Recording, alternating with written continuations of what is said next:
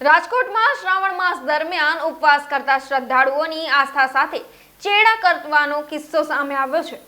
Food વિભાગે Gayatrinagar main road પર આવેલા જલારામ ફરસાણ પર દરોડા પાડ્યા હતા। આ તપાસમાં જાણવા મળ્યું કે ફરારી પેટીસમાં મકાઈના લોટનો ઉપયોગ કરીને તેનું વેચાણ થતું હતું। ફૂડ વિભાગની ટીમે દુકાનમાંથી 70 કિલો વાસી પેટીસનો જથ્થો અને 5 કિલો મકાઈનો લોટ જપ્ત કર્યો અને સ્થળ પર જ તેનો નાશ કર્યો હતો। આ ઘટનાથી ઉપવાસ દરમિયાન શ્રદ્ધાળુઓને મકાઈનો લોટ ખવડાવવાનો પર્દાફાશ થયો છે। ખાસ તો શ્રાવણ માસમાં ઘણા વેપારીઓ છે તે લાભ મેળવવા માટે મકાઈનો લોટ અન્ય લોટ મેળવતા હોય છે।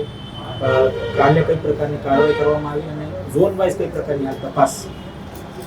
જી, હવે પવિત્ર શ્રાવણ માસ શરૂ થાય એટલે ઘણા બધા લોકો ઉપવાસ એકટાણા કરતા હોય છે કે ઉપવાસમાં અનાજ વગેરેનો સ્વતંત્ર ત્યાગ કરતા હોય છે।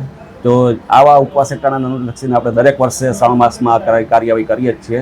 જેના અનુસંધાને આપણે ગઈકાલે જે પરમ દિવસે સોમવાર હતો તો સોમવારે વધારે લોકો ઉપવાસ એકટાણા કરતા હોય છે। સોમવારે આપણે સઘન ડ્રાઈવ કરતા હોય છે દરેક ઝોનમાં ટીમ બનાવીને અલગ અલગ। તો આ દરમિયાન આપણે ગાયત્રીનગર મેઇન રોડ ઉપર જલારામ ચોક નામની જગ્યાએ જલારામ ફરસાણ નામની પેઢીમાં તપાસ કરેલ હતી ત્યાં સાંજના સમયે। આ સમયે ત્યાં 90 કિલો જેટલી આશરે પેટીસ તૈયાર જોવા મળે। જેના રો મટીરિયલ અંગે પૂછતા તેણે જે થેલો બતાવેલ લોટનો તેમાં મેઇઝ સ્ટાર્ચ લખેલું જોવા મળે હતું।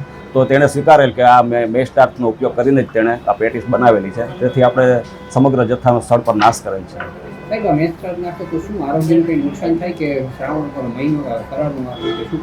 જી, મેઇઝ સ્ટાર્ચ છે એ ખાવાની જ વસ્તુ છે, પરંતુ જે લોકો શ્રદ્ધાપૂર્વક રહેતા હોય છે તે દિવસે જે ઉપવાસના દિવસે અનાજનો ત્યાગ કરતા હોય છે।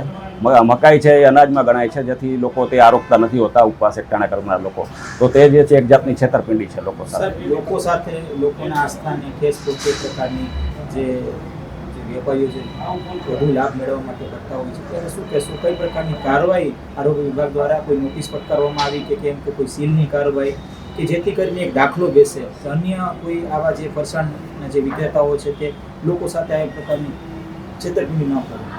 જે સર્વપ્રથમ તો આપણે સ્થળ ઉપર જેટલા પ્રમાણમાં મોટા પ્રમાણમાં જે ખાદ્ય ચીજ કે રો મટીરિયલ તેનો નાશ કરતા હોય છે તે જે પણ નુકસાન છે એ સિવાય આપણે નોટિસ આપતા હોય છે। તે સિવાય આપણે તેના ખાદ્ય ચીજના નમૂના પણ લઈ અને વડોદરા લેબ ખાતે મોકલતા હોય છે। અત્યાર સુધીમાં આપણે આ શ્રાવણ માસમાં 32 જેટલા નમૂના ફરાળી વાનગીઓના લઈ અને આપણે લેબમાં ટેસ્ટિંગ માટે મોકલી આપેલ છે। એ સિવાય 125 થી 150 કિલો જેટલો ખાદ્ય ચીજનો નાશ કરેલ છે। આવી જગ્યાએ આપણે નોટિસ પણ ફટકારેલ છે।